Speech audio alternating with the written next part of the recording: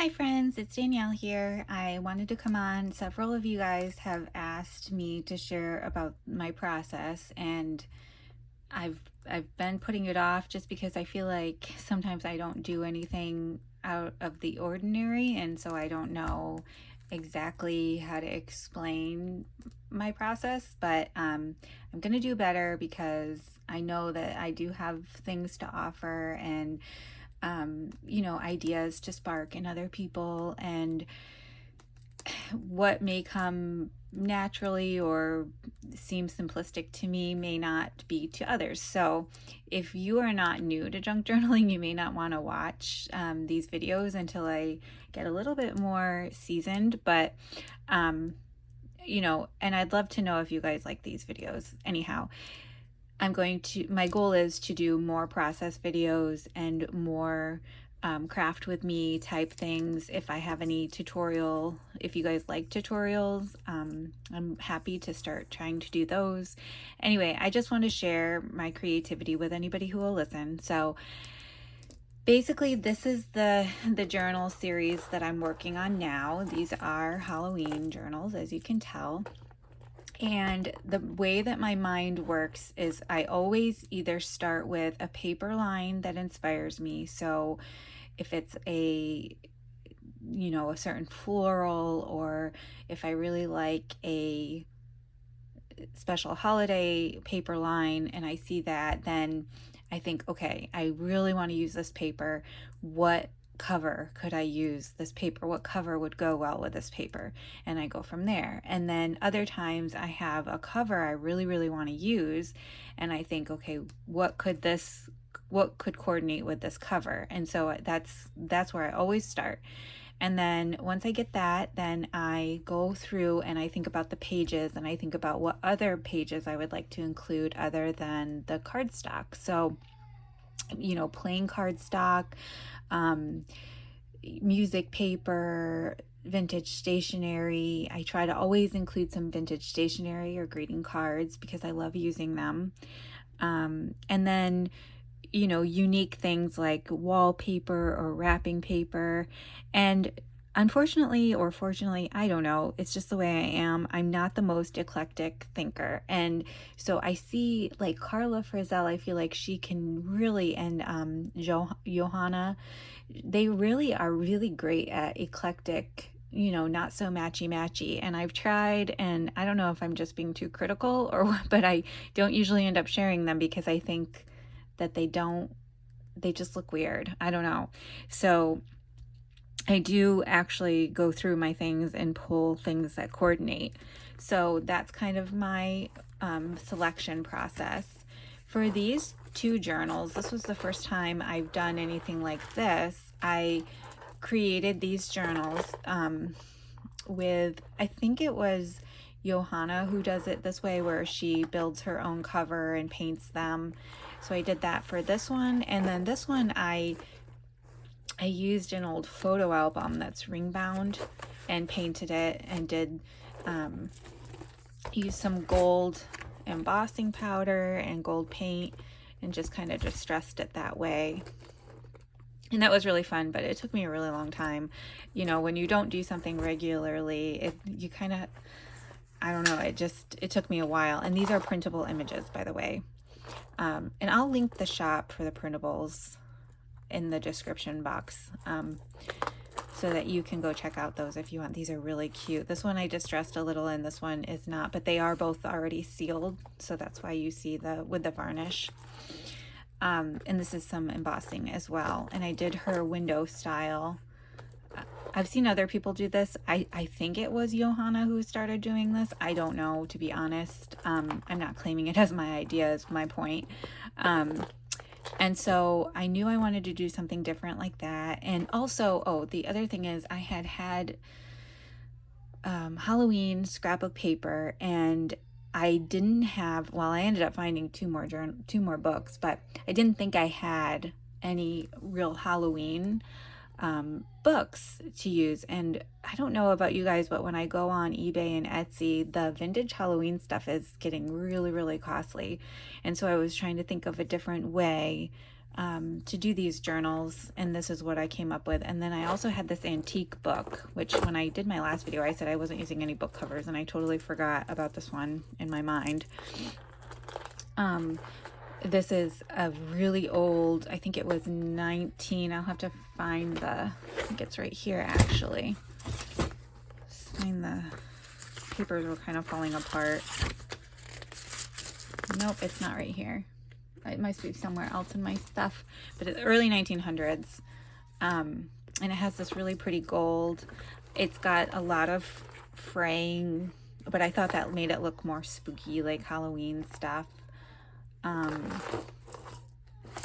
And I really had to repair it. And then this one I'm going to do as a hidden signature. So I'm going to stitch these, and maybe I'll come on and do some of this stuff. I think I will. I'll come on and do some embellishing and things next. But there's a little, what was I going to say? Yeah, so this is what I was going to do for the cover. And then, I'm sorry if you can hear my toddler in the background. She's with her dad and having a temper tantrum, it sounds like. So, kind of lost my train of thought here. This is why I normally only do videos at night, but there's only so much time in the day. So on the weekends, I'm trying to do more work.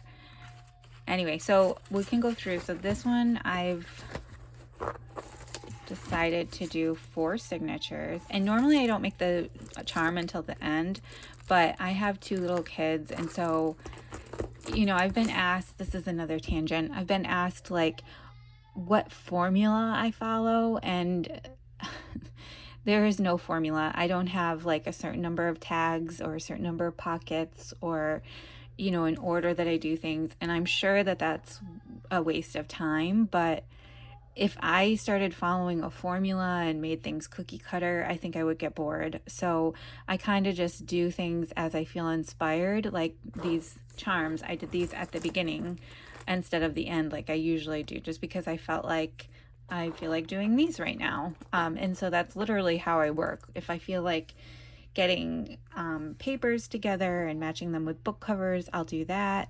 If I feel like making embellishments, I'll do that. It's in no particular order. It's whatever I feel like I'm feeling the most creative. And on one hand, it gets me having multiple projects going at once. And on the other hand, if I don't do it that way, I find myself like staring at a page for 10 minutes, just almost like lost, like I don't know what I want to do. And so that's kind of what I've found works for me right now. I'd love to know how you guys create and how you do things, and if you have any tips on how to stay focused on completing, you know, one thing in a certain way at a time. I'd love to hear that, but that's just how my brain works. And let's see, what else can I tell you about the pages? You know, for the holiday journals, I like to add these photo sleeves like Carla does. She adds a lot of photo sleeves in hers. I like to do a lot of combination of vintage and new. So I'll show you this basket, and this is just, it's not glamorous at all, and that's why I've hesitated for so long to show you guys, because I see other YouTube makers and videos of how perfectly organized and eye-catching all of their stuff is, and this is literally what I do. I stick things in a basket or a bag. One of these, I use these things a lot, and I just stick my projects in there, and then when I'm done, I try to remember to go back and put the supplies that I didn't use away, or like I've told you guys a lot, I generally add a lot of what I pulled out as the extras so that, you know, I don't have to put as much away. But I've got some fabric here and some cheesecloth. I mean, I made some little tabs with scrap fabrics. I stitched them. It was all one sheet, and then I cut them up so that I can put these as tabs. They're all ready to go in these journals. So a little bit of mass making. But what I was saying is I like to use a combination of printables.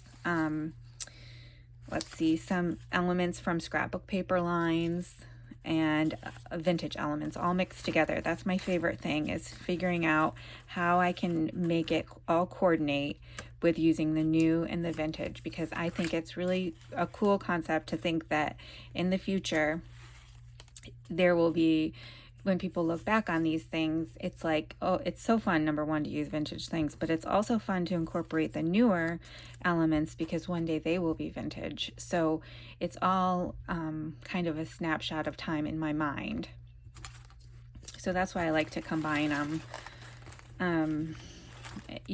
Labels. I look for labels. These are all vintage labels, but sometimes you can't find them. And a lot of people now have printable labels on Etsy. So the only way that I've found, the only way for journal makers to buy these types of vintage things is to buy large lots of them.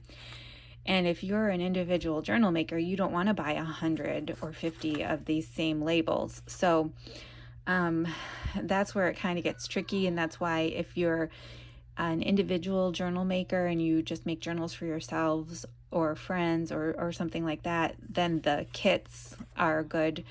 Ephemera kits are a really good option, or Etsy printables. I'm hoping, to get organized, and as I grow, buy larger lots of things and then put together small packs, like let's say a pack of 10 labels that are all different, so that if you're not a mass maker, you have the variety and things like that. But that all takes a lot of time, and it's a process. But just know that's where I'm going, and that's what I have to say about that, I think. Let's see, what else can I tell you about my process? Oh, the other thing is I like to add a lot of texture. I think that's, so in my opinion, the things about my journals are, I like to mix vintage and new ephemera. I like a lot of texture, so sewing, ribbons, fabric, and then like for these, I've got some cheesecloth that I made into a ruffle, and some streamer paper, rickrack. Sometimes you can find trim, pom-poms. So adding texture and adding layers. Those are the key things that I think make a journal kind of stand out, is a mixture of vintage and new ephemera that coordinates, in my opinion. And when I say coordinate, I mean coordinate, my eye coordinates towards color. Like this is a vintage game piece of auto insurance. I think it was from A Game of Life. And this has nothing to do with Halloween, but it's color coordinated. It's black and orange and white. And so, like these vintage price tickets, you wouldn't normally think of that as Halloween, but it's the right color way. And so that's what my eye goes to, is when things match and coordinate as far as color over, like Halloween ephemera that is Halloween, but it may not color coordinate. So that, and then texture through stitching and textiles and layering, everything looks better when you layer it. And so those are kind of the things that I can share right off the top of my head with my process. I don't know really what else to say about the actual process, other than to just start doing videos where we craft together, and you can kind of pick it up by there. But I wanted to acknowledge the people that have asked me for specific, like a specific process, technique, or whatever you want to, I can't think of the phrase that they used, but like a process video. And that's really what I do for each of the journals that I make, like I said. And it's whatever, there are a million different ways to do everything, and every journal is not going to have the same thing. And that's where sometimes I need to remember, and it's like I have all these ideas for one journal, and there's just absolutely not enough space. or maybe even time to do all of the techniques in all of the journals. So, you'll see some that I make where it has a lot of handmade ephemera and like handmade washi tape and snippet rolls and that kind of thing. And then other ones that just focus mostly on ephemera and that kind of thing. And so it's just kind of whatever sparks my mood that I'm in. I have no idea if any of this will help anybody. I hope it does. I'm sorry if this was just way too basic and that kind of thing, but I wish there was more of a formula or more of anything that I could share with you other than what I've just said. Like I said, I will have more process videos. That's my goal for myself, is to push myself. This is completely out of my comfort zone. But it is my goal to push myself to do more process videos with you guys. And the next video will be my first one, so stay tuned for that. I can't guarantee that it will be completely polished and super easy to follow or super insightful, but I just have to practice. So I appreciate you guys that stick with me, that subscribe and comment and like my videos and support my Etsy shop. I really, really appreciate it. It really means the world to me. So I will see you guys in the next video, and I'll see you then. Bye.